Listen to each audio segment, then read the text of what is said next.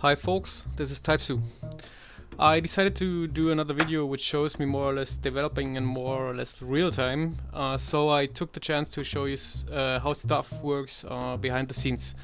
In my last dev diary video, a user called Knossos, I hope I pronounced it right, proposed me to place some more trees onto the island, so that's what I did right away. And in this video you can see me terraforming and placing foliage all over the place with the tool called Foliage Editor, which is great for placing a lot of different models on a map without needing to place every model one by one. Yeah, besides the fact that it's very easy to handle, there's also a performance improvements done by Unreal Engine, like internal behind the scenes stuff, so there's more than one benefit of that.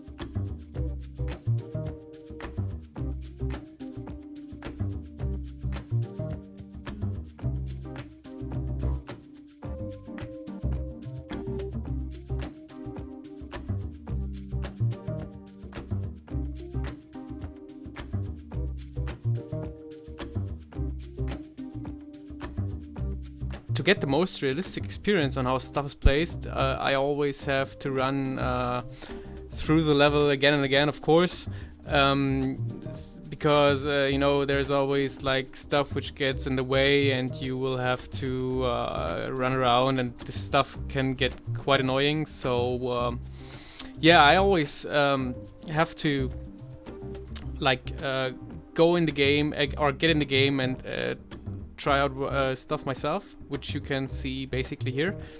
Of course, I do some debug stuff, so I activate the jetpack and maximize the player speed and stuff like this. So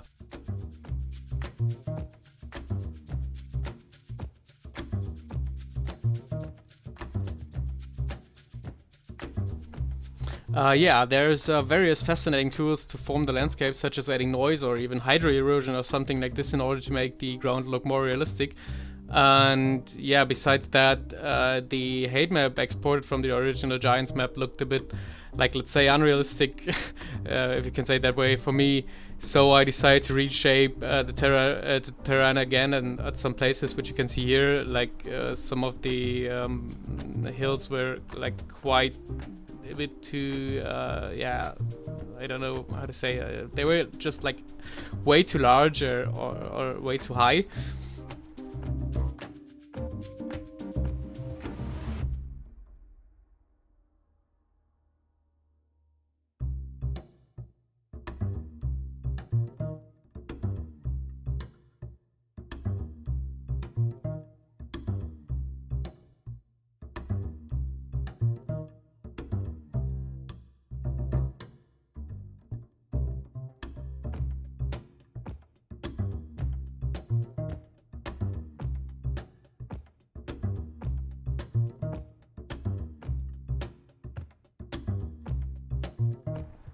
And since this all this terraforming stuff also affects the foliage, of course, which is placed on the terrain, the Unreal Engine still not always fits it back to the ground in the correct way. So sometimes, or let's say like more often than I want, I need to look up for solutions on stuff like this on the internet.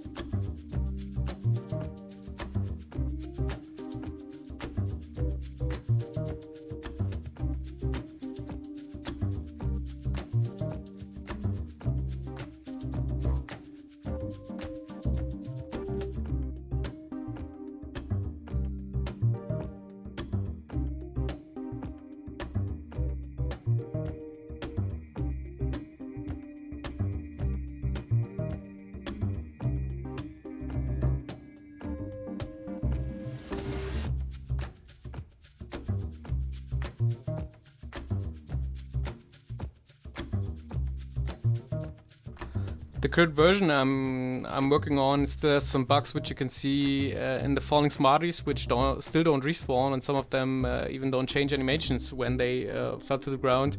So of course I need to work on this, but this is some like small additional stuff I can handle later on.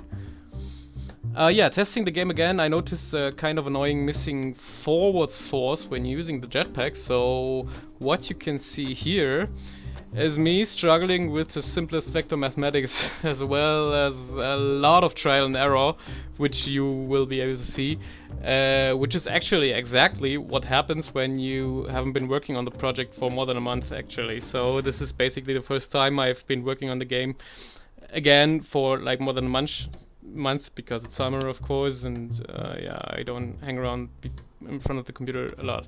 So yeah, you can see me debugging a lot of stuff and trying around with vectors and forward vectors and multiplication, blah blah blah.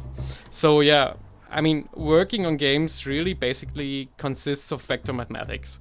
I know most of you will be aware that still there's too much people I talk with who have no idea about the math behind that's behind the game. I mean, when I was a teenager and went to school, my biggest dream was to become a gaming developer when I was big. Of course, I mean, plenty of gamers do have those dreams, you know. So I decided to get into programming at the age of 7 already. So dealing with computers was something you could say I grew up with. My parents hated me for destroying software as well as hardware again and again, but you know, I loved them for the patience they gave me to grow up in using it. But still,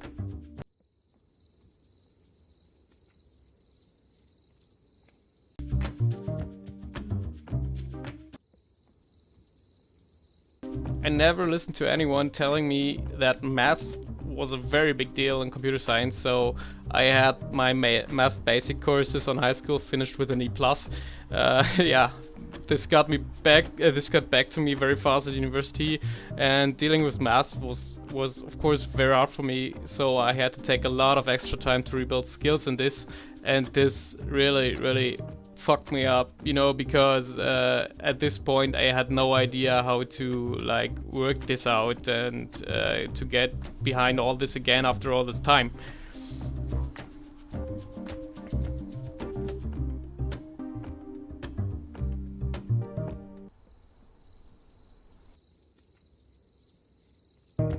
I mean, math can be awesome. I mean, stupid as it sounds, once you get to the point where you know how to handle it and where you can do or what you can do with it, and developing games is a great way to find out about that very fast, since you see the results of all that boring math stuff you had to deal with in high school or university, and it grows up to becoming a realistic world.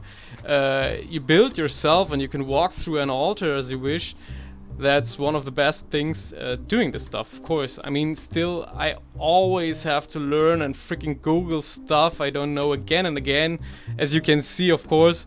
But still, I mean, you grow up with your experience, and trial and errors for me turned out to be a pretty good way to, yeah, like find out how to deal with it. You know, I mean, it can be despeраting, you know, but.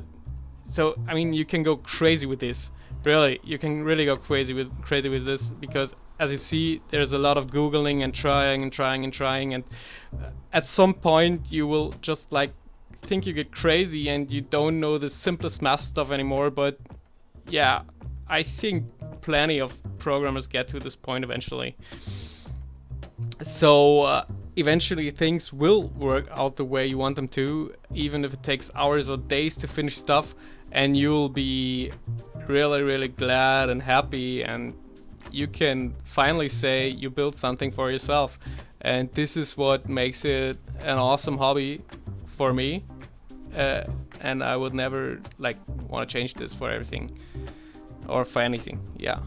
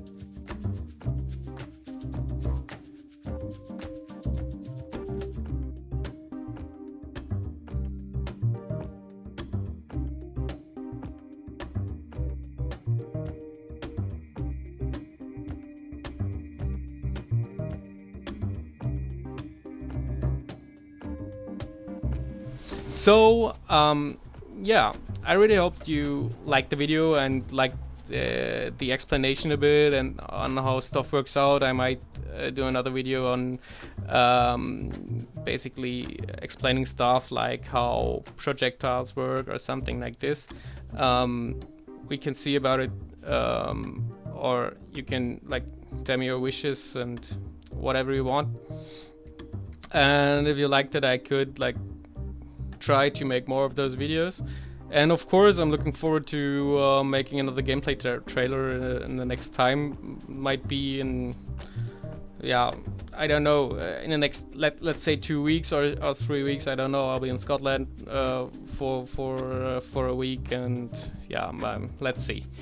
Yeah, I hope you liked it, and if you did, just tell me, and if you didn't, tell me as well. I would like to have comments and give me feedback, and yeah, that's all I want.